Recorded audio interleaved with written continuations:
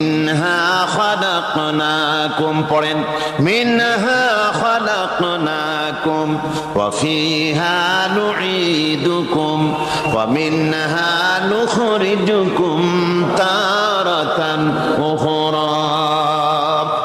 এ বান্দা, এই মাটি দিয়া তোরে তৈরি করা হয়েছিল, এ মাটির ভিতরে রেখে গেলাম, আবার এই মাটি থেকে আল্লাহ রব্বুল আলামিন তোমারে জিন্দা করবেন। কিয়ামতের ময়দানে সকলকে উঠতে হবে সেখানে আল্লাহর দরবারে। আল্লাহ পাক বলছেন, বান্দা কেমনে অস্বীকার করো? ইন কুনতুম ফি রাইবিম মিনাল বা'স ফাইন্না খালাকনাকুম মিন তুরাব।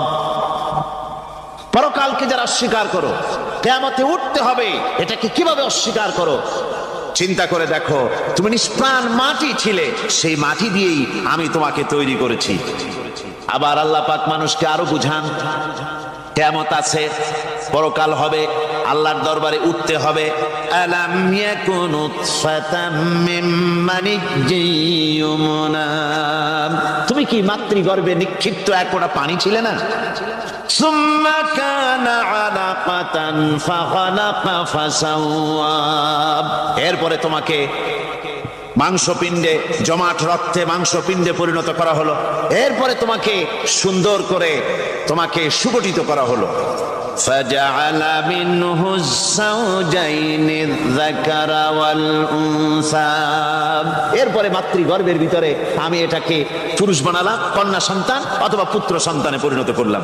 এইটা যে পেরেছে, যিনি পেরেছেন, আলাইসা যালিকা বিকাদিরিন আলা আইয়ুহিয়াল মাউতা, সে আল্লাহর পক্ষে কি সম্ভব নয় যে তোমার মৃত্যুর পরে তিনি আবার জিন্দা করতে পারবেন? কি বলেন সম্ভব না? তিনি পারবেন না? নিশ্চয়ই তিনি আবার কিয়ামতের মাঠে আমাদেরকে হাজির করতে পারবেন, এতে কোনো সন্দেহ নাই। আল্লাহ পাক সেই জন্য এখানে বলতেছেন যে ওরা বাল কাযযাবু বিসসাম, ওরা আসলেই পরকালকে অস্বীকার করেছে। আপনি যে নবী, এতে কোনো সন্দেহ নাই। আপনি খানা খান, আপনি বাজারে যান, এটাই মূল আপত্তির বিষয় না। মূল কথা হলো তারা পরকালকে অস্বীকার করেছে।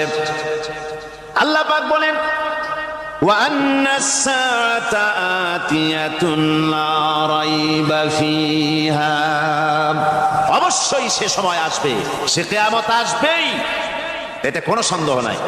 ওয়া আন্নাল্লাহা ইয়াবআসু মান ফিল কুবুর, আর আল্লাহ পাক তিনি কবরের মধ্যে অন্তর্হিত যা কিছু আছে সবাইকে কিয়ামতের দিন